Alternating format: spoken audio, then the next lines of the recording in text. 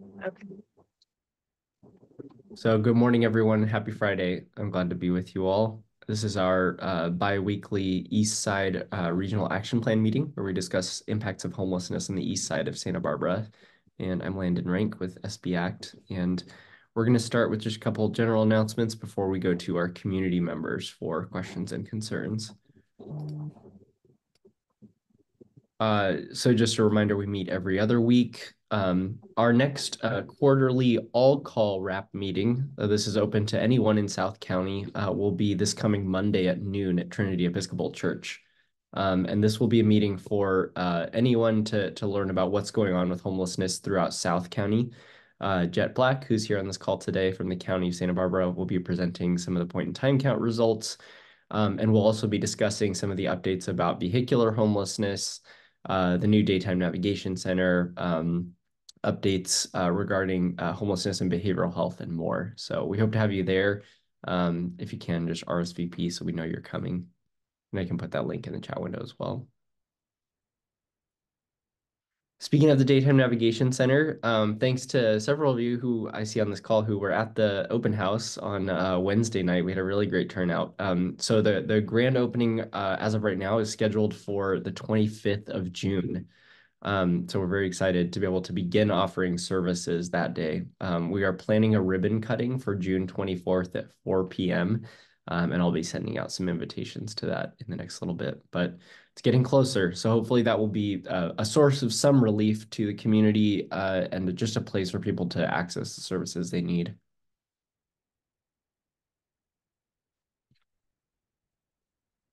That's all I have for general announcements.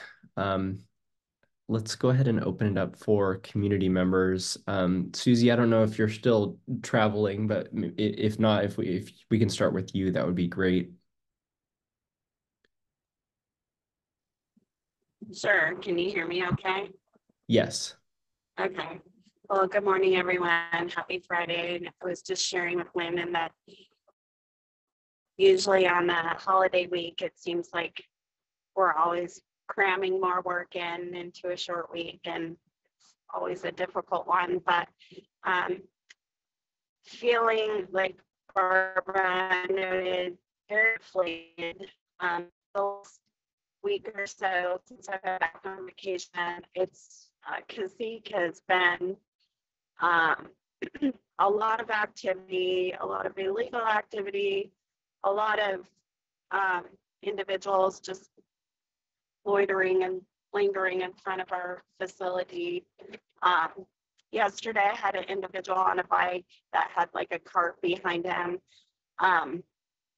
try to ride his bike right into my car as I was leaving the workplace. And, as I've mentioned before, it's really taking a toll on me personally, like coming into work and seeing this and leaving work.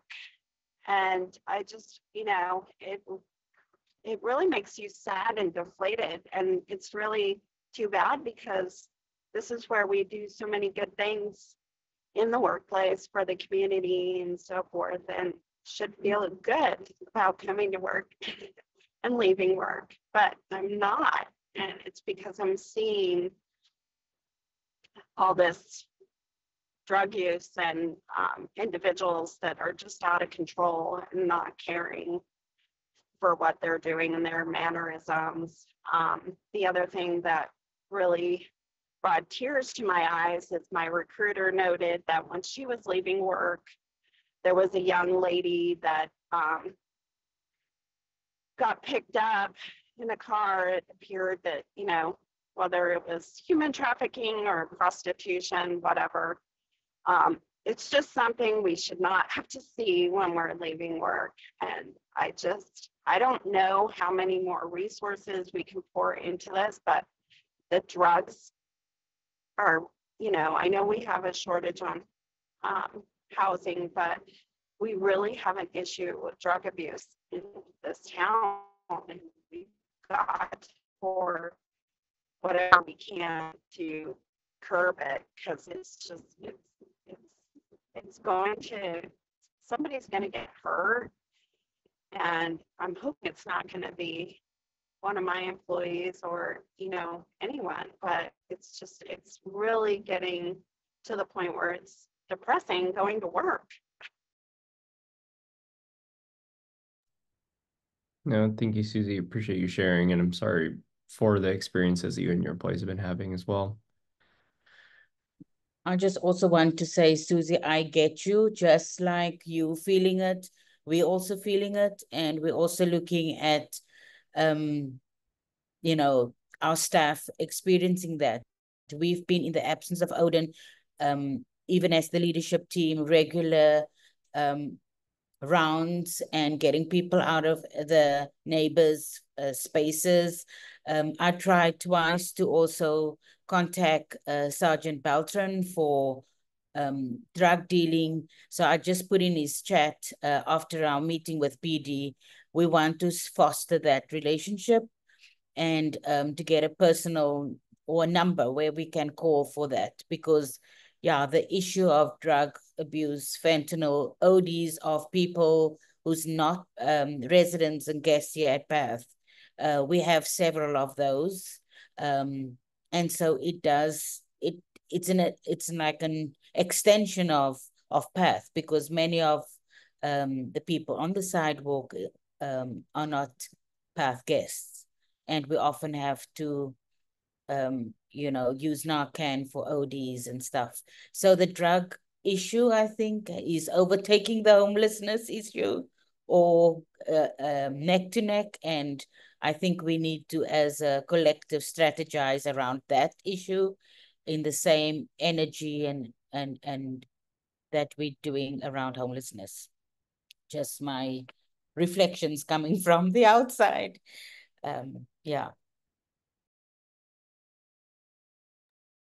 So with this particular collaborative, we've been trying to identify and work with the top 15 sort of what we're calling high acuity individuals with behavioral health. So with the cities of Goleta and Carpinteria, the city of Santa Barbara has also identified a few individuals that are on that list. And so we're targeting some of those specific like high behavioral health individuals at this moment. But I mean, there's more individuals than we can really focus on at any one point right now. We recognize that too, but please know that is a priority for us throughout the whole region. And Sergeant Beltran, I want to turn to you. I know that when there has been the focused efforts on Wednesdays when the CAT teams overlap staffing wise, it has led to, the last one I think was a dozen arrests. So I know that PD is doing a lot of work in the region and that you have regular patrols every single day, but can you speak specifically to just recent impacts that you've been able to facilitate on the region? Because I know, unfortunately, enforcement is our resort here. Yeah, can you hear me? Yes, yeah. Sorry, I think I'm having like internet connectivity issues or something. But anyways, yeah, so every Wednesday, our team, we have 4 people assigned to our team now. We just lost someone, but we should get another one back soon. But we have 4 people assigned to our team. We overlap on Wednesdays. So we typically use those Wednesdays where we have all 4 people there to do directed patrols and kind of like focus on specific areas. And Cacique is one of the primary ones we do. We did one a few months ago where we did it over the course of a few days, but now we typically do it on Wednesdays. I mean, depending on the circumstances, we could even focus more, do another couple day long thing, and explore that option. But yeah, typically Wednesdays are what we do. 7 days a week, we patrol Cacique. That's one of our primary areas. It may not seem like we're there all the time, but that's just because we have other areas that we have to focus on. But we do have another one coming up where we're going to focus on Cacique. And generally speaking, on those days, when there are like service resistant people, where enforcement seems to be like the last effort, and that's basically what we're going to resort to, we typically take kind of like a zero tolerance posture, I guess, with that, because they're service resistant, and it's basically that's what we're left with. So they end up being arrested for crimes that they would probably otherwise be cited out for, just to get them out of the area for a while, and then kind of like they can either be cited or arrested, but generally on those days we'll focus on arrest as our resort, because we're left with that as an option, as like one of the only options really. Sergeant Beltran, this is Susie. I just pulled into Marburg, and the same individuals, one of the ones that went to ride his bike into my car, they're all hanging out in front of our building, and one of them is just like laying halfway through the sidewalk and looks just totally conked out. And I know yesterday I saw 2 cops drive by, but they didn't stop, and I was standing in the driveway to kind of like flag them that, I want these people to move along. Do you think that somebody could come today, because I have 3 new hires, and it just breaks my heart that this is what they see when they come into Marburg for their first day. Absolutely. I mean, I definitely feel for you, because we can only do so much on our end. I wish we could do so much more to help curb a lot of this, because I know that you're dealing with all that on literally a daily basis, and we're putting a Band-Aid on, something that's continuing to leak. But today we for sure can have some officers go by. I can't speak on the one the other day. I don't know if those officers were maybe going to another call for service, but a lot of times I do know that I don't want to say that for sure with certainty, but there are some patrol officers that probably just kind of leave that area to our team, because they just feel like we primarily put a lot of our focus in those areas. But if they just drove right by, I mean, I don't know what the circumstances were that they were likely going to another call, but I can't say that for sure. But I'm really sorry about that. But yeah, I can definitely have some officers go over there probably ASAP. I think That would be great, because they've been here all week. So, and I did report it through the website. The Connect app. Yeah. So I think too, it's important to keep in mind, because I mean, you mentioned some of the long-term solutions with this, Susie. And so the hard part is the short-term has to come with the long-term solutions. And so the short-term is, going to be addressing some of the individual behaviors. But from what we know from studies that are being done around homelessness, it is really going to be housing that's going to fix it in the long term. The issue is just that doesn't address it on the day-to-day. And so we really are trying to focus on getting the housing we need in the community. I know that's a high priority for the city as well. Yeah, and I think just with all of this, trying to keep in mind too that the behavioral health supports are going to be really important for all of this. Trying to get the multidisciplinary teams out there to address some of these needs is going to be really important to being able to get the individuals the actual support they need to, so that they can actually, get out of the cycles that they're in. Because we know that there's sort of a loop that happens here with some of these individuals. Landon, I know that we have directed behavioral wellness, homeless outreach services to particular high acuity individuals to engage with them. Because they've been limited in staffing, we really tried to utilize their limited time and capacity to focus on, our high impact individuals. But how often do they do patrols? I want to say patrols, outreach through high impacted neighborhoods, just to continue to engage with individuals, much like our other outreach teams do. I don't know if they have a schedule where they're also doing outreach, or if it's just specific to where we, point them to in terms of individuals. This is Al. Yeah, hi Al. I know for hello. I know for us. Al, we can't hear you very well. Yeah, Al, you're going in and out, so I don't know. You sound like the peanut teacher. Window Thursday through Sunday, every day. Sorry, Al, would you start that over? Yeah, Al, I think you're going in and out, so I don't. Are you guys able to hear? Yes. Okay. You guys can hear me now? Yes. Yeah, you're good. I'll make it short. Yeah, no, we're there Thursday through Sunday. that specific Kasika in that area with their weeknights and weekends team is available. And then we also go on Mondays besides, calls, which I saw Susie's email yesterday. I was able to get to this morning. So our team will be there today for those specific individuals who were talking about in the front. And it sounds like PD is going to support as well when they have an opportunity. But Mondays, we're in that area specifically, along with Thursday, Friday, Saturday, and Sunday. We do try to change it up from between Mondays would be earlier. So that'd be usually between like 8, 12, Thursday, Friday, Saturday, Sunday. It's usually after 11:30. It's more in the afternoon. And Al, your team is amazing. And I think we let the Eastside RAP know a couple weeks ago that we added this region to your night and weekend contract, which has been, I think, really helpful. The reason why I just spoke about behavioral wellness specifically is because I know that there's really, really challenging individuals, even for the city net team to engage with, and that having that added layer of licensed clinician support, I think could be really helpful if we could guide them to that. If they are doing general outreach, that this would be the region to focus their time and attention on.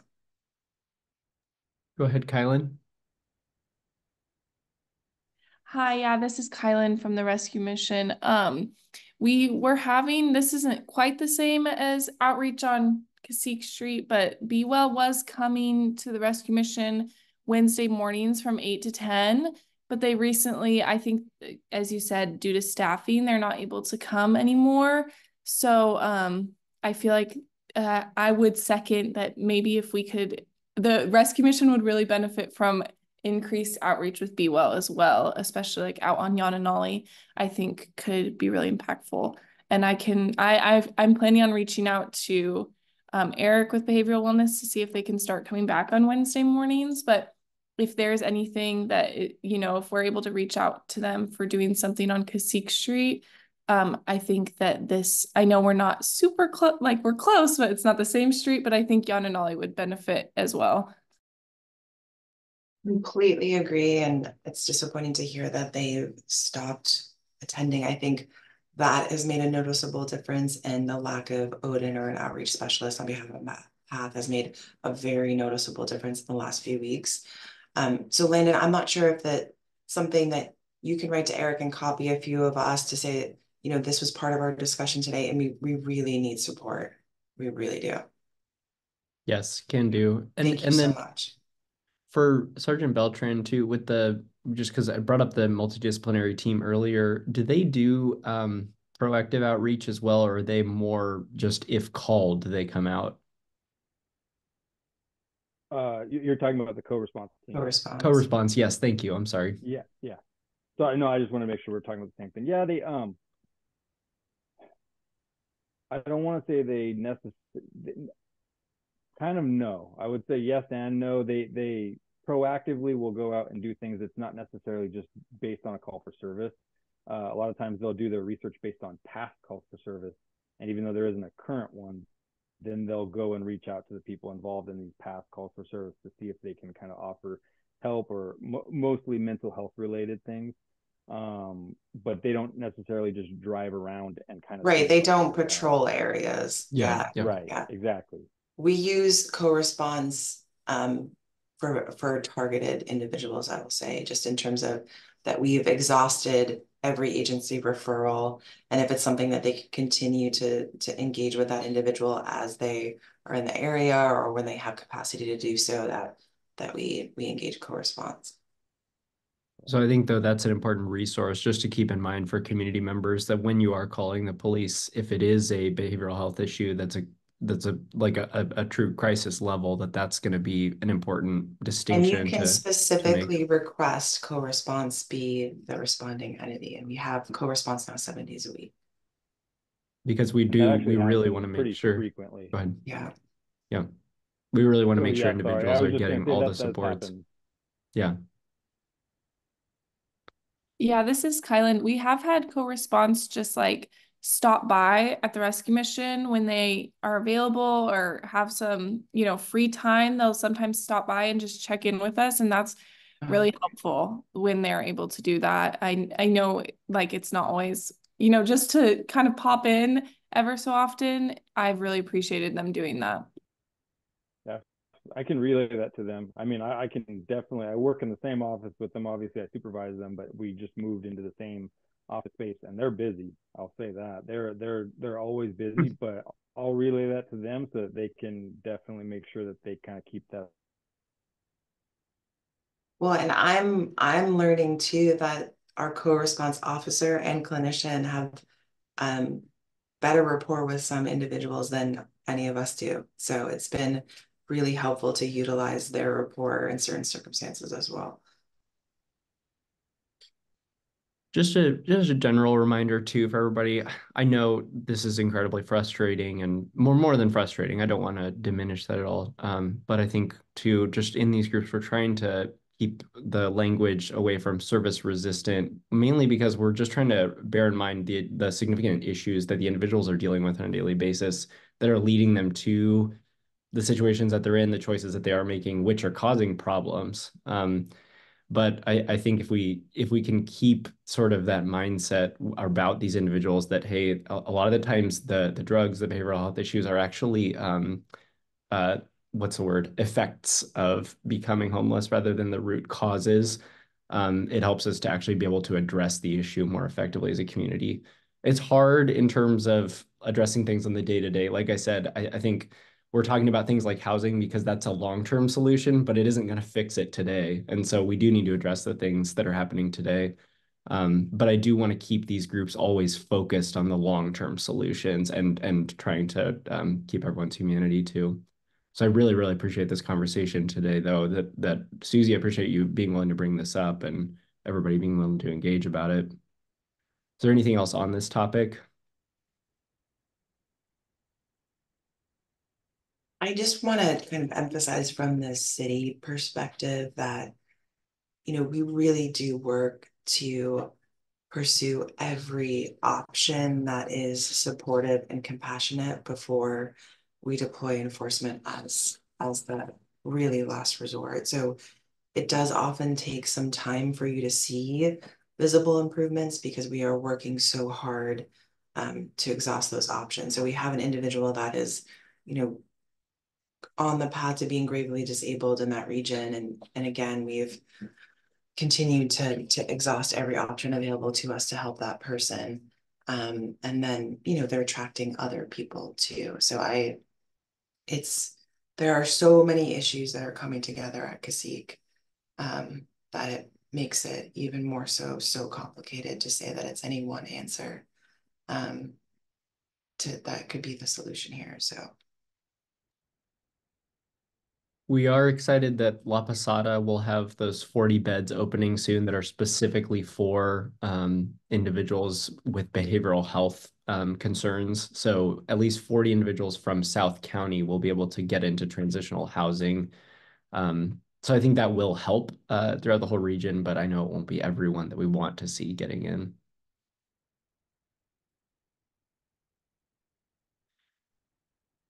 Any other community member concerns or questions? Then we'll do some quick updates from our service providers. Yeah, I just had a comment that over the past 2 nights, we had really wonderful events. So I wanted to thank and congratulate SB ACT. The open house was a terrific event for the Navigation Center and a very clever way of raising money by allowing people to furnish the rooms. That was terrific. And then Path had an absolutely wonderful evening last night that was filled with some really terrific conversation and a great presentation. So congratulations to both organizations and thank you for all the great work. Thank you, Rich. Thank you so much for making time to come out. And Rich, after you retire, can you please just still be on these calls because you are the bright spot always. Oh my gosh, you were wonderful. Thank you so much. Rich has also been really gracious and is helping set up a little zoo day for a lot of our homeless outreach providers. So we're really grateful to you for that, Rich. All right, let's go to our outreach teams for some check-ins. Why don't we start with Herschel? From our side, just an update that we've made an offer to an outreach specialist. I'm going to call her to ask her where she's at. A little bit of a push. I think she would be a great addition to the team, but so all fingers crossed. Yeah, other than that, we share Susie's frustration. We're trying our best also on our side. We're trying to strengthen relationships also with Sergeant Beltran and Commander, that word that I never get, caps, you know. Casapas, yeah. It's a tongue twister. So I think I love the collaboration, and together we do what we can, the best we can, and I think there's full commitment from our side.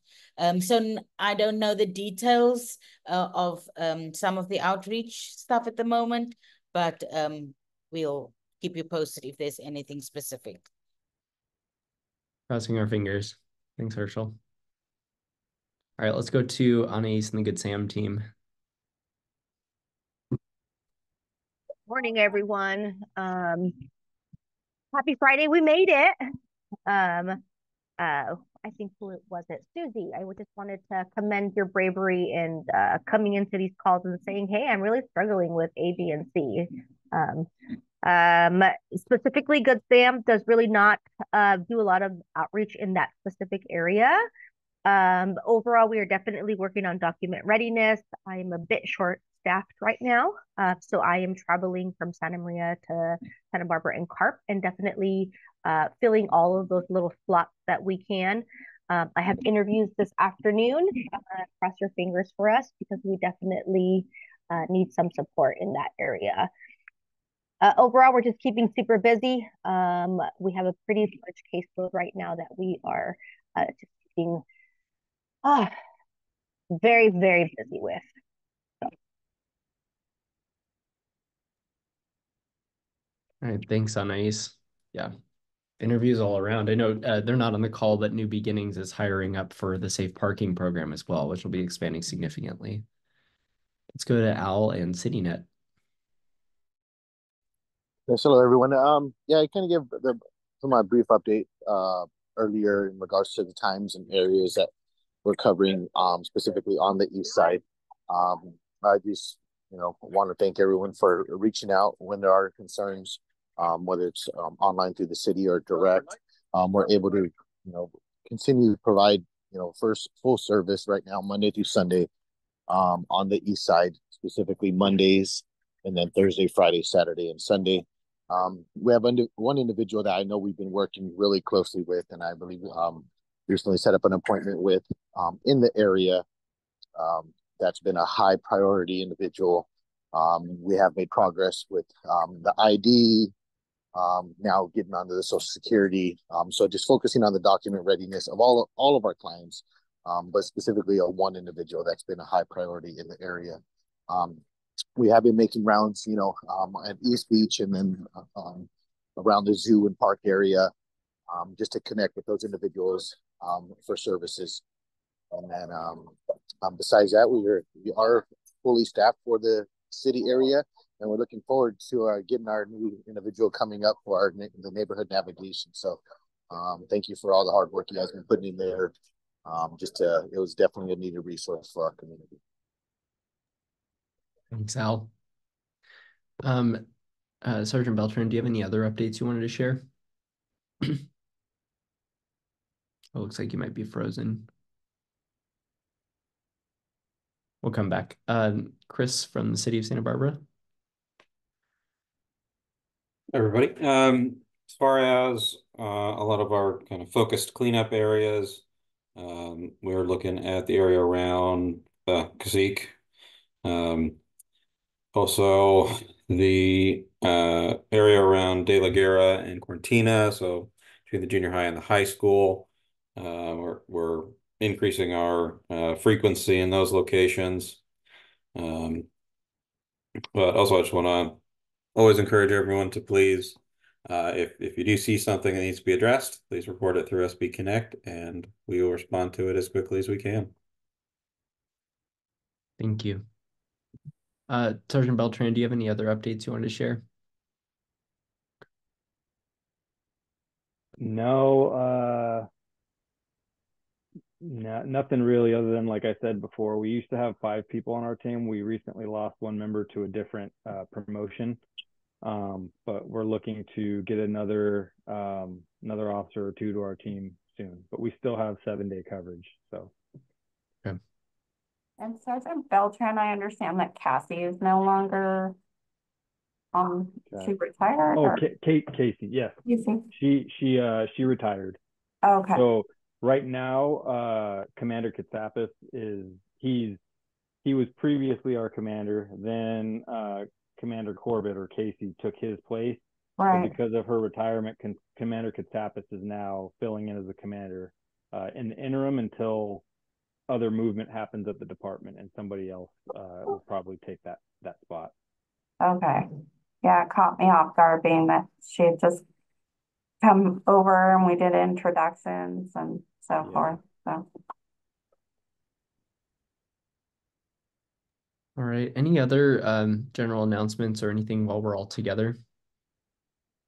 Yeah, I want to say thank you to Susie at Marburg and the other city staff for cleaning up those couches that were out there in front of Path, and to the city responding to the trash that's been overflowed on the bridges, the city trash cans that people have been putting their personal garbage in. And because I did find an address to one of them, so I guess they're going to be looking into that. So thank you guys. And thank you, Jeff, for sending that in. We appreciate it. No problem. Thank you. All right, everyone. Well, with that, we'll go ahead and close the call for community members and the rest of our service providers. If you can stay on, that'd be great. Happy Friday, everyone. Thank you. Have a good day.